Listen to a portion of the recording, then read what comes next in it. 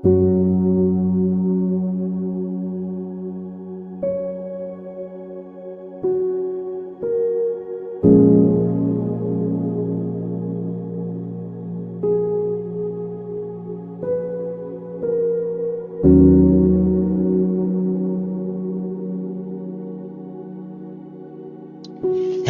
good day, and welcome to today's Painless Podcast Show. In today's episode, we'll be looking at what is consciousness. We will be diving deep and trying to understand the philosophical descriptions and the general understanding of consciousness. What is consciousness? The question of consciousness is not a philosophical pastime for idle minds, nor an intellectual abstraction meant to adorn learned discourse. It is the most fundamental inquiry a human being can pose, for upon its correct comprehension rests the understanding of existence itself. All other questions derive from this one. All striving, all suffering, all ascent, and all downfall proceed according to the degree and quality of consciousness that animates the human spirit. Consciousness is not thought, it is not memory, it is not imagination. These are functions that arise within consciousness, but they are not its essence. Consciousness is being aware. It is the living, luminous state of perceiving existence. It is the capacity to experience reality as reality. Where consciousness is absent, nothing is known, nothing is recognized, nothing is lived. At its highest origin stands absolute consciousness. Absolute consciousness is the primordial, self-existing, all-encompassing awareness from which all existence proceeds. It is not born. It does not evolve, it does not increase, it does not diminish, it simply is. It contains within itself all potentiality, all law, all order, all wisdom, all power, and all life. Absolute consciousness does not observe reality, it is reality in its most perfect form. Nothing stands outside it, nothing can oppose it, nothing can alter it. It is the eternal source. From absolute consciousness emanates all levels of created consciousness. This emanation does not divide absolute consciousness, nor does it weaken it. Just as sunlight does not diminish the sun, rather it is radiation, outflow, expression. Relative consciousness arises within creation. Relative consciousness is awareness that exists in relationship to something else. It is a consciousness that perceives itself as distinct, as individual, as experiencing. It is not absolute because it does not contain all knowledge, all power, or all scope of being. It exists within boundaries defined by its level of origin. Every created being, from the highest spiritual entity to the smallest spark of life, possesses relative consciousness. Relative consciousness is therefore graded. Some relative consciousness is vast, luminous, and powerful. Some are narrow, dim, and fragile. The difference lies not in value, but in developmental stage and level of being. Within relative consciousness appear two broad conditions: partial consciousness and full consciousness. Partial consciousness is awareness that functions incompletely. It perceives but not wholly. It senses but not deeply. It recognizes but not clearly. Partial consciousness is fragmented. It is limited by veils, coverings, and constraints. These limitations may arise from the density of the plane in which the being exists, from the immaturity of the spirit, or from self-created obstructions formed through wrong thinking, wrong willing, and wrong acting. Human consciousness in its present earthly condition is predominantly partial. The human being does not perceive the totality of reality. He perceives only what his senses allow and what his intellect interprets. He lives inside a narrow band of existence, mistaking this narrowness for the whole. Partial consciousness explains why human judgments are often flawed, why certainty is frequently misplaced, and why people defend errors with conviction. They are convinced not because something is true, but because they cannot yet see beyond their limited field of perception. Partial consciousness is not evil, it is a stage, but it becomes dangerous when it is mistaken for finality. When a human being declares nothing exists beyond what I can measure, he elevates partial consciousness to the throne of absolute consciousness, committing a grave error. This inversion is the root of materialism, arrogance, and spiritual blindness. Full consciousness, by contrast, is awareness that is whole within its level. Full consciousness does not mean infinite knowledge. It means complete functioning of all faculties proper to a being's plane of existence. A being in full consciousness perceives clearly within its domain. It does not suffer inner contradiction between knowing and willing. Its recognition flows naturally into action. Its perception is unobstructed by inner resistance.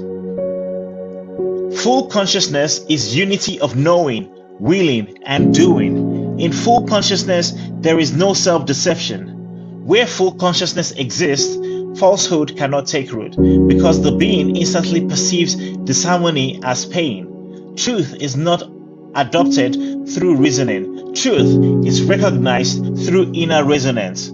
Full consciousness is the natural condition of mature spiritual beings. Humanity has lost this condition through entanglement in lower densities, through identification with matter, through surrender to the dominance of the intellect over the spirit. Thus arises the present human tragedy, a being originally designed for luminous awareness, now staggering through existence in semi-darkness. Beneath waking consciousness lies the subconscious. The subconscious is not a mystical realm. It is a storage and processing field of impressions, experiences, memories, tendencies, and habitual patterns. Everything a human being repeatedly thinks, feels, desires, or does engraves itself into the subconscious. These engravings become tendencies. Tendencies become inclinations. Inclinations become automatic reactions. The subconscious therefore governs much of human behavior. Most people believe they choose freely. In truth, they often obey subconscious programming. The subconscious is morally neutral. It faithfully stores what it receives. If fed with noble thoughts, it stores nobility. If fed with lust, it stores lust. If fed with resentment, it stores resentment. If fed with reverence, it stores reverence. The subconscious does not judge, it amplifies. This is why casual thoughts are never casual. Every thought is a seed. Every seed seeks growth. When subconscious contents rise into waking awareness, people often say, "This is who I am." They are mistaken. They are encountering the harvest of former sowing. Above the subconscious stands awareness. Awareness is the active, present perception of inner and outer states. It is the spotlight of consciousness. Where awareness is directed, consciousness becomes illuminated. Where awareness is absent, darkness remains even within oneself. Awareness is the gateway of growth. No human being can change what he is not aware of. Self-deception thrives in the absence of awareness. Excuses thrive in the absence of awareness. Growth begins the moment a human being dares to look honestly at himself without justification, without self-pity, without condemnation. Awareness is not self-accusation. It is self-recognition. Awareness does not say, "I am worthless." Awareness says, "This tendency exists in me." That difference is decisive. Awareness opens the door. Condemnation slams it shut. Opposite to awareness stands unconsciousness. Unconsciousness is not merely physical sleep. It is a state in which perception is absent or extremely dim. In unconsciousness, a being does not recognize itself, its condition, or its surroundings. On the earthly plane, unconsciousness appears in multiple forms. The person who lives mechanically, the person who never questions, the person who repeats inherited opinions without examination, the person who reacts automatically to stimuli. Such a person may be biologically alive, yet spiritually unconscious. Unconsciousness is not punishment, it is consequence. Where a being refuses to look, perception withers. Where a being refuses responsibilities, awareness contracts. Over time, habitual refusal produces inner numbness. This numbness is spiritual unconsciousness. The gravest danger is not evil intention, it is unconscious living. For evil intention still acknowledges existence. Unconsciousness forgets existence altogether, but unconsciousness and full consciousness stretches the entire spectrum of human development. At the lowest end lies blind existence. At the highest end lies luminous self-well-being. Movement along this spectrum is governed by inner volition, not by external rituals, not by labels, not by affiliations. Volition is the inner direction of will. What does a human being truly want? Not what he claims, not what he posts, not what he pretends, but what he consistently chooses. Each choice strengthens a direction. Every direction becomes a path. Every path leads to a destination. This is law. Absolute consciousness does not interfere with this law. It does not coerce. It does not plead. It radiates order. Created beings move within that order. Suffering arises not because absolute consciousness is cruel, but because relative consciousness collides with law through ignorance or defiance. Fire burns, not because fire hates, but because burning is its nature. Spiritual law operates with the same precision. Disharmony produces pain. Harmony produces peace. Consciousness matures through lived alignment with law, not through theoretical acceptance, not through emotional enthusiasm, but through daily practice. How one speaks, how one treats others, how one handles desire, how one handles power, how one handles weakness. These reveal consciousness more accurately than any confession of belief. A human being of partial consciousness may speak eloquently about love while harboring resentment. A human being with full consciousness may speak little, yet radiate benevolence. Words do not measure consciousness. Radiation does. As consciousness increases, perception becomes subtler. One begins to sense inner movements before they become actions. One begins to feel when a thought deviates from truth. One begins to recognize the difference between intuition and impulse.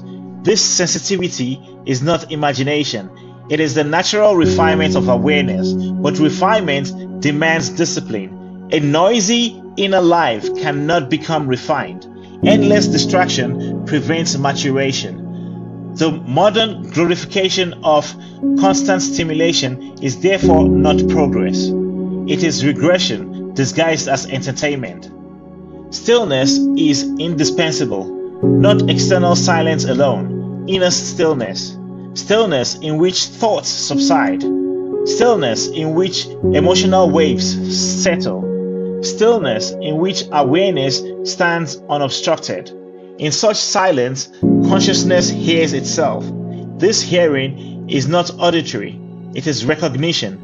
Recognition of what accords, recognition of what disturbs, recognition of what is genuine, recognition of what is false. This inner recognition is more reliable than intellectual analysis.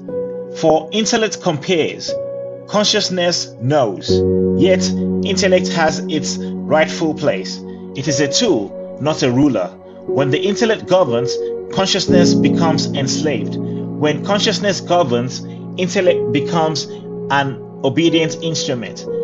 The tragedy of modern humanity lies in inverted hierarchy. The servant sits on the throne. The rightful king stands ignored. Restoration requires reordering. Spirit above intellect. Consciousness above thought. Being above having. This restoration does not occur collectively first. It occurs individually. Each human being who undertakes this inner correction contributes to a gradual planetary shift, not through activism, not through preaching, not through radiation of clarity, radiation of integrity, radiation of responsibility. Such radiation is silent, but it is powerful, much more powerful than words. A final clarification must be spoken. Consciousness is not a goal. It is not something one day obtains and then possesses forever.